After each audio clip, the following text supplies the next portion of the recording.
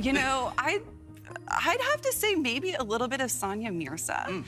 Back in her heyday, obviously the Indian fans took to her and they followed her all around the globe, obviously not to this extent. And I think the ceiling that Alex Eala has is obviously that much higher. And I'm gonna bring in a little boxing here because my dad wanted me to be a boxer, but I chose tennis. But Manny Pacquiao. Good call. Manny Pacquiao, we saw him when he, was at the top of his game.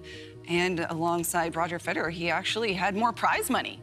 So I think that if Eala, can keep doing well with her tennis, who knows? The sky's the limit on the court, off the court. I mean, she could be rolling in it. The ticket market hasn't recovered since Alex Eala forced Indian Wells to revise its crowd control strategy. Alex Eala was not included in the draw for the BNP Paribas, which will open at Indian Wells.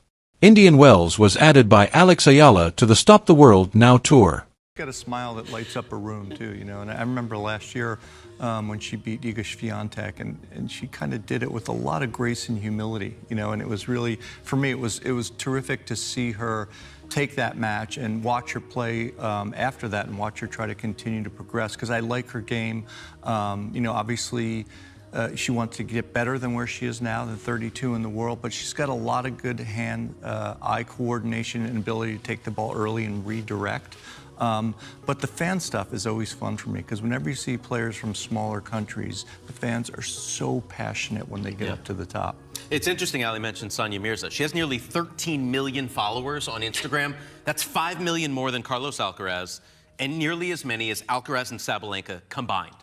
So that's how big Sania Mirza is, was, and will be. But Eala going to be seeded for the first time at a 1,000. To find out who she will play in the second round, check out. The Indian Wells tournament organizers revealed something that no WTA 1000 event had ever revealed for a player ranked 31st in the world on March 4, 2026. Officially, their practice courts were being overtaken by the Eala Effect. The fans weren't anticipating the game. Filipino communities spread throughout California, which is home to the country's largest Filipino population, roughly 2 million people. Before a single ball had been hit in competition, they were already packing every training session. Not practice sessions, not semifinals, not finals. Between those crowded courts and the secondary ticket market reports that analysts like Pro Tennis Stories 360 were filing, there was a huge ticket frenzy with demand spikes that exceeded expectations for early round matches. It became impossible to disregard one question. Before the bracket had began, how did one Filipino player make the WTA's largest North American swing a sold-out event? The response will begin on March 26, 2026. At the 2026 Miami Open, Alex Eala entered the court as a wild card. Who was her opponent, ranked 140th in the world? The most powerful player in women's tennis at the time was Iga Swiatek, ranked second in the world. What transpired was not an upset in the conventional sense. Methodical disassembly. Swiatek was forced to make 32 unintentional mistakes as a result of Eala's left-handed serve, which clocked at about 90 miles per hour on first tries and 75 on second. Eala only earned 12. Eala converted 8 out of 10 breakpoints, or 80%. 6-2, 7-5 was the final score. And the total prize money for that one tournament was $332,160.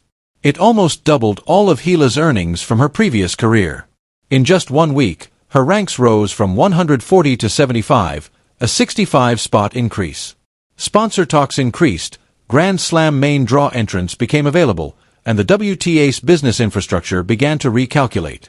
However, the outcome of Dubai's ticket markets almost a year later cannot be explained by that victory alone. You must comprehend what analysts now refer to as the movable home court advantage in order to comprehend that. The majority of professional athletes have a single home city and fan base. Alex Eala employs about 2 million Filipinos in California and about 1 million Filipinos abroad in Dubai. In any city where there is a significant Filipino diaspora, she brings the equivalent of a home audience. Additionally, that is nearly every location on the schedule for the WTA's 2026 Middle East and North American tours. The impact was quantifiable in monetary terms at the 2026 Dubai Duty-Free Tennis Championships. The starting price for official tickets was 65 dirhams, or around $17.70. That was the point of ingress. Then, on February 17th, Ayala overcame Jasmine Paolini, the current Dubai winner and world number 8, 6-1, 7-6, after falling behind 5-6 in the second set tiebreak. The atmosphere in the stadium is unlike anything seen at AA, according to a number of players and analysts. It's a 12,000 event, and the secondary market reacted. Significant selling premiums on Ayala's quarterfinal sessions began to surface quickly.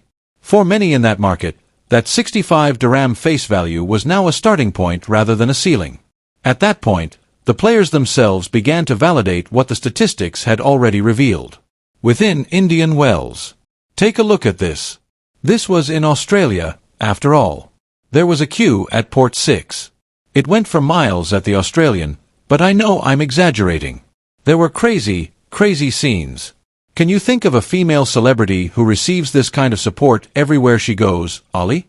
Yes, I mean, Taylor Swift. Yes, without a doubt. After defeating Ayala 6-0, 6-2 in the quarterfinal in Dubai, Coco Gauff openly complimented Ayala for introducing a new audience to the sport. Take a moment to consider that. A player in the top 5 is admitting that the opponent she defeated 6-0 in the first set is contributing to the WTA's commercial reach in a way that Gauff's own performance had not. Jessica Pegula went one step farther and addressed Ayala's capacity to fill stadiums. These are not friend-to-friend praises. These are market analyses given by the top players in the sport during press conferences following games. The institutional response from the WTA was equally straightforward.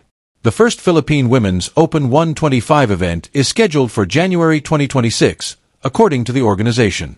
In its entire history, the Philippines had never hosted a WTA event. Within a single year following the Miami upset, the Ayala Effect generated one. Here's what the data supports and what the mainstream media consistently ignores. Ayala was the most sought-after female Filipino celebrity on Google in 2025.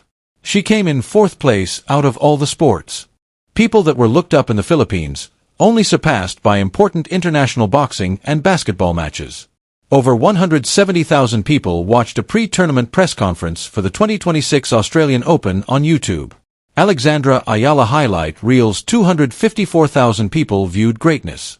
Highlights of the 2026 U.S. tiebreak despite having a ranking that had never once broken the top 30 until February 23, 2026, Ayala's Instagram account had amassed almost 8,005,000 followers by early 2026, making her one of the most followed players on the WTA Tour outside of the top 10. Ayala became the highest-ranked Filipino in WTA history on that day, rising to world number 31. However, neither the cost of tickets nor the number of viewers is the most illuminating piece of information in this whole narrative. Ayala reportedly signed a $45 million endorsement deal from Wilson Sporting Goods, according to a rumor that went viral in September of 2026. Fact-checking organizations investigated it. Wilson did not make a remark, and Ayala's team did not make a deal. The market's estimate of Ayala's endorsement value had already surpassed what the signed contracts actually represented, so even though the narrative was entirely made up, it continued to circulate. Her certified sponsorships are genuine and expanding. Nike for more than 5 years, and Ayala's picture is currently on display with the company's greatest icons at the Nike World Headquarters in Oregon. When Ayala was 8 years old, Globe Telecom signed her as an ambassador. Babalat, Philippine Islands Bank. Juice locally. That is a respectable and growing portfolio. However, the verifiable data cannot tell you what the $45 million fraud does. The discrepancy between Ayala's actual present deals and what a significant section of the world's audience considers her commercial ceiling to be is so great that millions of people would find a totally made-up transaction plausible. That is a valuation signal rather than a misinformation issue. Ayala was selected as the 31st seed in the Indian Wells opening round on March 3, 2026, and her 2026 prize money was already $291,000. According to analysts, she may earn $1 million in prize money if she maintains a top 35 position during the Grand Slam season, putting her on track for a career-best financial year. The viewership figures associated with each match and the sticker shock controversy have led broadcast rights analysts to predict a revaluation of WTA broadcast rights in the Philippines and the Middle East. At every tournament she enters, fans encountering secondary market prices that have completely detached from official face values have become the defining tension. Somewhere in the Indian Wells bracket, The same analysts who tracked the Dubai ticket surge are already circling a potential third-round rematch with Coco Gauff. However, no professional tennis community has yet to address the question of whether the Eala effect continues to drive secondary market revaluations and institutional WTA responses at this rate. When Alex Eala advances to a Grand Slam final, what happens? The Indian Wells tournament organizers revealed something that no WTA 1000 event had ever revealed for a player ranked 31st in the world on March 4, 2026. Officially, their practice courts were being overtaken by the Eala effect. The fans weren't anticipating the game. Before a single ball was hit in competition, Filipino communities from all over California, the state with the largest Filipino population in the U.S., estimated to be close to 2 million, were already packing every training session. Not practice sessions, not semifinals, not finals. One question became unavoidable halfway between those crowded courts and the secondary ticket market reports being filed by analysts like Pro Tennis Stories 360, who pointed out a big ticket craze with demand surges that exceeded anything anticipated for early round matches. Before the bracket had began, how did one Filipino player make the WTA's largest North American swing a sold-out event? The response will begin on March 26, 2026. At the 2026 Miami Open, Alex Eala entered the court as a wild card. Who was her opponent, ranked 140th in the world? The most powerful player in women's tennis at the time was Iga Swiatek, ranked second in the world. What transpired was not an upset in the conventional sense. Methodical disassembly. Swiatek was forced to make 32 unintentional mistakes as a result of Eala's left-handed serve, which clocked at about 90 miles per hour on first tries and 75 on second. Eala only earned 12. Eala converted 8 out of 10 break points, or 80%. 6-2, 7-5 was the final score. Additionally, the total prize money for that particular tournament was $332,160. It almost doubled all of Eala's earnings from her previous career. In just 1 week, her ranks rose from 140 to 75, a 65-spot increase. Sponsor talks increased, Grand Slam main draw entrants became available, and the WTA's business infrastructure began to recalculate. However, the outcome of Dubai's ticket markets almost a year later cannot be explained by that victory alone.